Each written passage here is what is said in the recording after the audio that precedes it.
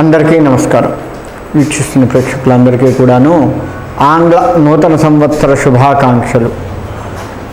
మనకి సాధారణంగా వచ్చే ఆలోచన ఏంటయ్యా అంటే, ప్రతి సంవత్సరంలాగానే లేదు గత సంవత్సరంలాగానే ఇప్పుడు కూడా అనేక రకాల కష్టాలతో కూడుకొని ఉంటున్నామా, లేక ఈ సంవత్సరం నుంచైనా మన భవిష్యత్తు బాగుంటుంది, అనుకున్న పనులు అవుతూ ఉంటాయా, ఇలాంటి ఆలోచనలు.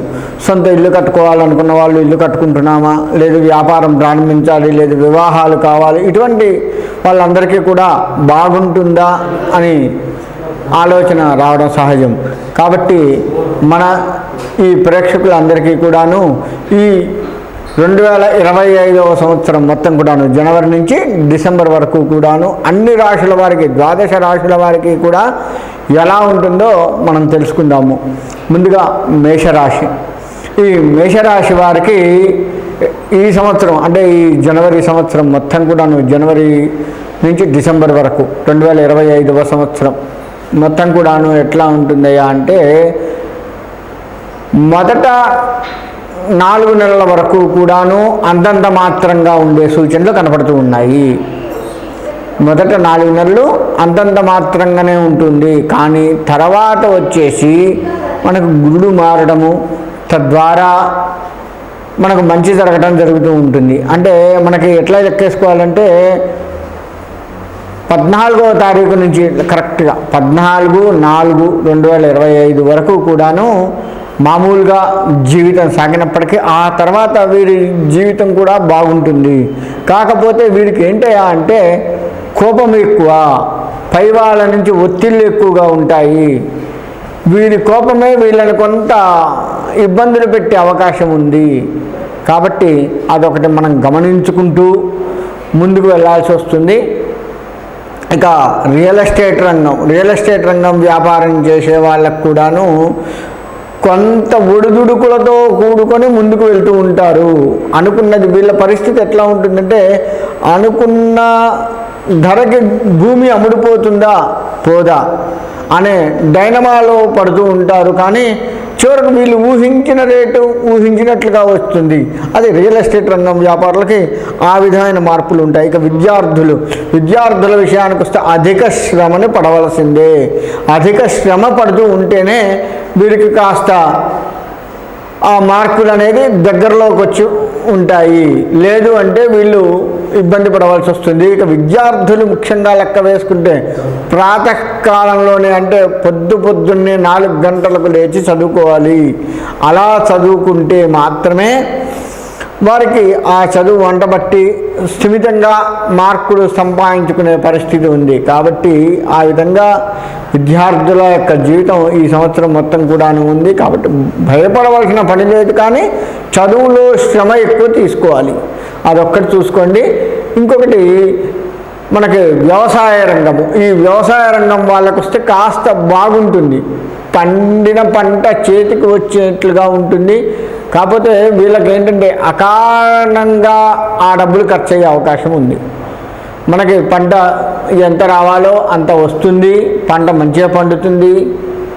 అది వరి కానీ జొన్న కానీ ఆయా ప్రాంతాల వారు ఏ పంటలు పండిస్తారో వారందరికీ కూడాను అన్ని రకాల పంటలు కూడాను లాభదాయకంగా ఉంటుంది. కానీ ఆ వచ్చిన సొమ్ము వెంటనే ఖర్చు అయ్యే ప్రమాదం ఉంది. కాబట్టి ఆ వ్యవసాయదారులు అదొక్కటి గమనించుకుంటూ ఉండండి. ఇక మనకి రాజకీయ పరంగా లెక్క వేస్తే వీళ్ళు ఎప్పటికప్పుడు కూడా వీరి జాతకాన్ని పరిశీలించుకునే పరిస్థితుల్లో ఉన్నది. ఎందుకు అలా చెప్తున్నాను అంటే, ఈ రాశి వారందరికీ కూడాను కోపం ఎక్కువగా ఉంది. కాబట్టి ఈ రాజకీయ నాయకులు వారి కోపంతో ఎదుటి వారిని అధికంగా దుర్భాషలాడుతూ, అధికమైనటువంటి మాటలు మాట్లాడుతూ, వారు నిజంగా అది చేశారా లేదా అనేది కూడా ఆలోచించకుండా ఎలాగైనా సరే ఎదుటివాడిని డామినేట్ చేయాలి, ఎదుటివాడిని పడగొట్టాలి, ఎదుటివాడి మీద మనం డామినేట్గా ఉండాలి అనే ఆలోచనతో ముందుకు వెళ్తూ కొన్ని చిక్కుల్లో పడే అవకాశం ఉంటుంది. కాబట్టి అటువంటి ఇబ్బందులు లేకుండా మీరు ఆ కోపాన్ని తగ్గించుకుంటూ వారిని సరైనటువంటి ఆ యొక్క మన ప్రత్యర్థి ఎవరైతే ఉన్నారో వారిని సరైన విధంగా దెబ్బ కొడుతూ మనము వారికంటే అధికమైన స్థాయిలో ఉండేట్లుగా ఈ మనకి రాజకీయ పరంగా ఉండాలి. కాబట్టి ఈ రాశి వారు అందరూ కూడాను ఇటు రాజకీయ పరంగా కావచ్చు, ఉద్యోగపరంగా కావచ్చు, వ్యవసాయ పరంగా కావచ్చు, అన్ని రకాల వారికి కూడా కోపం ఎక్కువగా ఉంటుంది. కాబట్టి ఆ కోపాన్ని సరిచేసుకుంటూ ముందుకు వెళ్ళాలి. అలా వెళ్తే వీళ్ళకు బాగుంటుంది. వీళ్ళు ఖచ్చితంగా దత్తాత్రేయ దర్శనము, దత్త పారాయణము చేసుకున్నట్లయితే గురుడు వీళ్ళకి అనుకూలించే విధంగా ఉంటుంది. అంటే విద్యార్థులైతే మేధా దక్షిణామూర్తిని బాగా పూజించాలి. ఆ మేధా దక్షిణామూర్తి వల్ల వాళ్ళు ఆ యొక్క విద్యలో కాస్త ఉత్తీర్ణతలు అయ్యే అవకాశం ఉంది.